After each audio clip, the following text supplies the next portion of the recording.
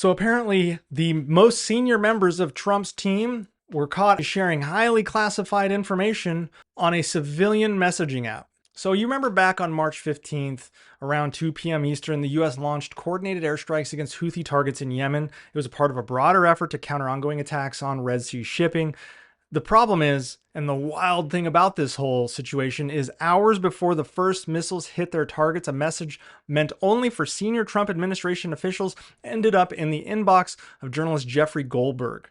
At 11:44 a.m. Eastern Time, Goldberg, who is the editor-in-chief of The Atlantic, received a detailed war plan via the Signal messaging app. It came from none other than Pete Hegseth, the Secretary of Defense, in a group chat labeled Houthi PC Small Group. Someone had apparently entered the wrong phone number when adding participants, accidentally giving Goldberg a front row seat to a highly sensitive military operation. And this leak was not minor. Goldberg saw precise strike times, target locations across Yemen, specific weapons packages were listed, and the sequence of attacks were all laid out on this messaging app. And while Goldberg refrained from sharing the most dangerous specifics publicly, he confirmed the details matched real-world events down to the minute. U.S. fighter jets and naval assets, including the USS Harry S. Truman, began their assault exactly when the plan said they would.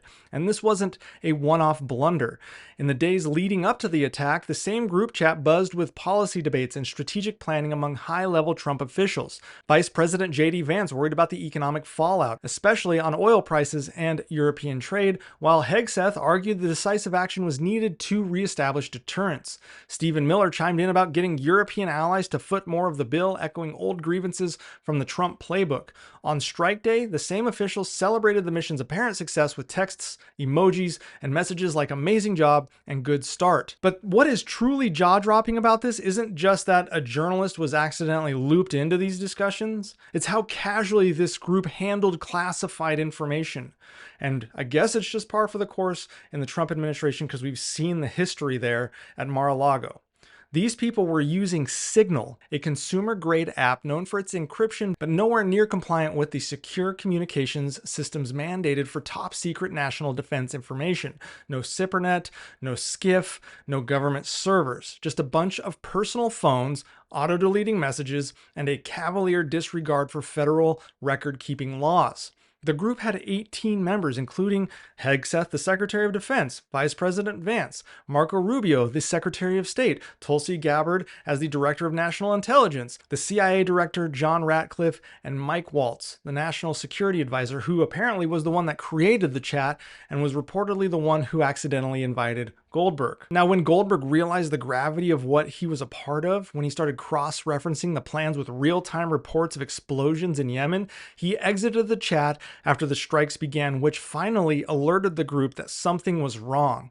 The legal implications here should be severe. Under the Espionage Act, the unauthorized sharing of national defense information, even accidentally, can carry penalties of up to 10 years per count.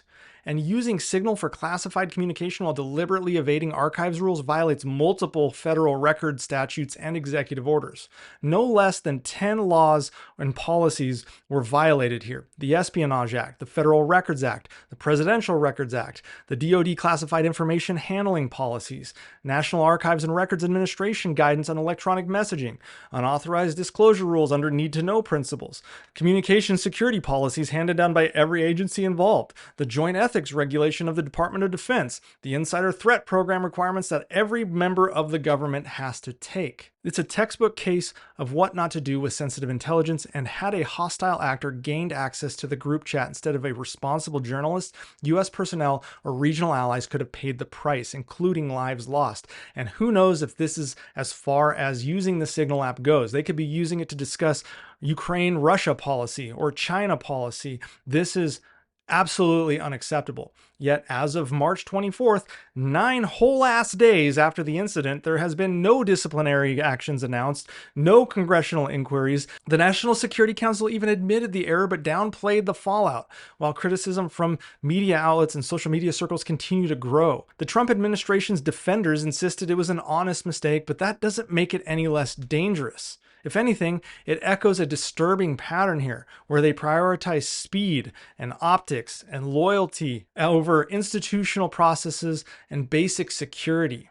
Plus, It's illegal to have such communications on Signal, period, end of story. There's nothing more to be said about that. And the ironic thing here is the Trump administration now finds itself facing the very kind of scrutiny it once weaponized against others. Trump once slammed Hillary Clinton for her private email servers and is now surrounded by officials he put in place who actually shared war plans on a group chat like it's a fantasy football league. And while the public waits to see whether accountability will follow, one thing is clear: this isn't just a scandal, it's a symptom of a deeper dysfunction at the highest levels of government.